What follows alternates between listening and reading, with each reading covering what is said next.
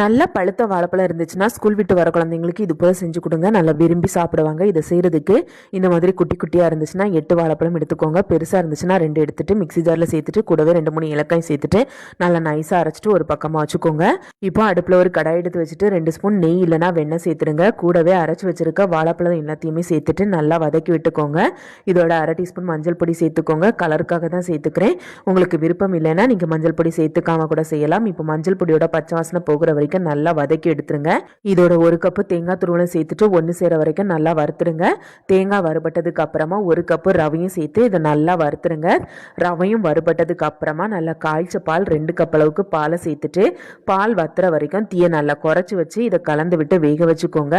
ரவை முழுமையா வெந்ததுக்கு அப்புறமா பால் வத்துனதுக்கு அப்புறமா இதோட 1/2 கப்பு சீனி சேர்த்துருங்க. சீனி சேர்த்ததுக்கு அப்புறமா லைட்டாக லூஸான மாதிரி தான் இருக்கும். கொஞ்ச நேரத்துல இது நல்லா இறுகி வந்துடும். இந்த அளவுக்கு நல்லா இறுகி வந்துட்டு கடாயில் ஒட்டாம வந்ததுக்கு அப்புறமா அடுப்பை ஆஃப் பண்ணிட்டு வேறொரு தட்டுக்கு மாத்திட்டு இதை நல்லா ஆற விட்டுடுங்க. இது நல்லா ஆறுனதுக்கு அப்புறமா கொஞ்சம் கொஞ்சமா கையில எடுத்துட்டு இந்த மாதிரி சின்ன சின்ன உருண்டைகளா உருட்டிட்டு ஒரு பிளேட்ல ரெடி பண்ணி வச்சுக்கோங்க.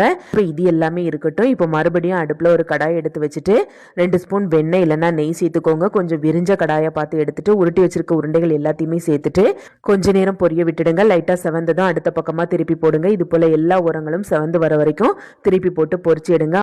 அவ்வளவுதான். குட்டீஸ்லாம் நல்லா விரும்பி சாப்பிடுவாங்க. அப்புறம் என்ன செய்யுங்க, சுவைங்க ருசிங்க. ரெசிபி பிடிச்சிருந்தா சேனலை சப்ஸ்கிரைப் பண்ணி சப்போர்ட் பண்ணுங்க.